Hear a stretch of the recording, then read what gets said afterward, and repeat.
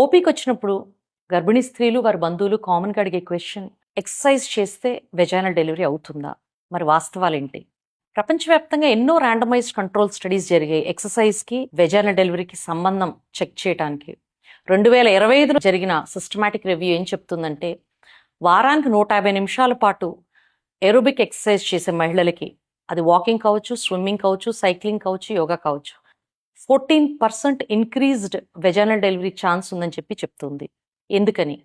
Exercise రెగ్యులర్గా చేసే వాళ్ళకి పెల్విక్ ఫ్లోర్ స్ట్రెంగ్త్ పెరగటము, హార్ట్ యొక్క ఆరోగ్యం మెరుగవటము, అలాగే బరువు నియంత్రించుకోవడం బెటర్గా చేయగలగటము, బరువు కొద్దిగా నియంత్రించుకోగలరు కాబట్టి ప్రెగ్నెన్సీలో డయాబెటీస్ ఛాన్సెస్ తగ్గటము, వీటన్నిటిని మనం కారణాలుగా చెప్పుకోవచ్చు.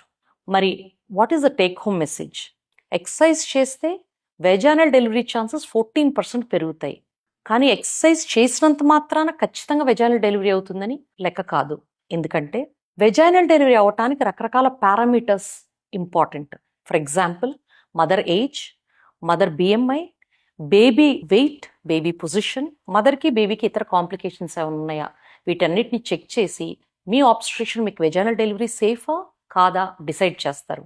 So exercise is not directly proportionate to vaginal delivery. Thank you.